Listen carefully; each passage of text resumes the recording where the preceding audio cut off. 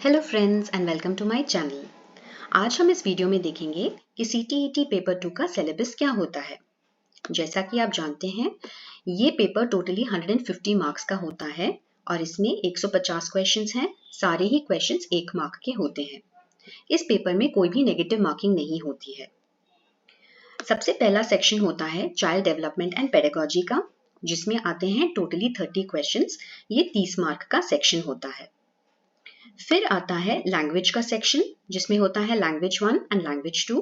ये language 1 and language 2 आप form भरते समय चूज कर सकते हैं। अगर आप इंग्लिश मीडियम से हैं या फिर आपकी इंग्लिश बहुत बढ़िया है तो आप लैंग्वेज 1 इंग्लिश चूज कर सकते हैं, और हिंदी या फिर आपकी नेटिव लैंग्वेज को आप लैंग्वेज 2 चूज कर सकते हैं।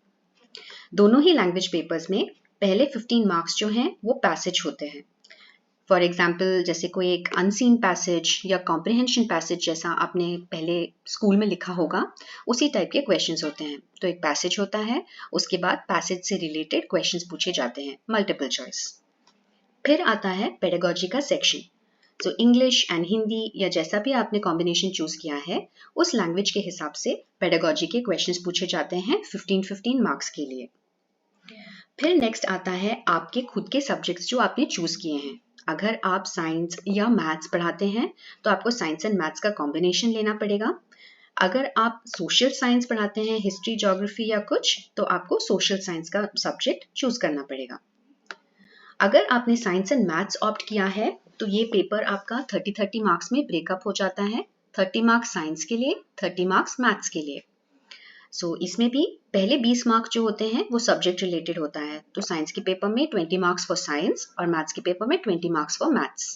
और उसके बाद ये जो 10 मार्क्स बचता है वो पेडागोजी बेस्ड क्वेश्चंस होते हैं साइंस एंड मैथ्स से रिलेटेड। इन केस आपने सोशल साइंस ऑप्ट किया है तो सोशल साइंस जो है पूरा एक 60 मार्क्स का पेपर हो जाता है। इसका ब्रेकअप क्या है कि 40 मार्क्स जो है सोशल साइंस से रिलेटेड होता है। इसके क्वेश्चंस जो हैं 6th 7th 8th के NCERT बेस्ड क्वेश्चंस होते हैं। तो आपको 6th 7th 8th के हिस्ट्री, ज्योग्राफी और पॉलिटिक्स तीनों ही बुक्स को अच्छे से पढ़ाई करके प्रिपेयर करना पड़ेगा। और बाकी बचे 20 मार्क्स वो सोशल साइंस की पेडागोजी से रिलेटेड क्वेश्चंस पूछे जाते हैं। दोस्तों, अगर आपको ये वीडियो यूजफुल लगी हो तो please like, share and subscribe करना ना भूलें। Thank you so much for watching.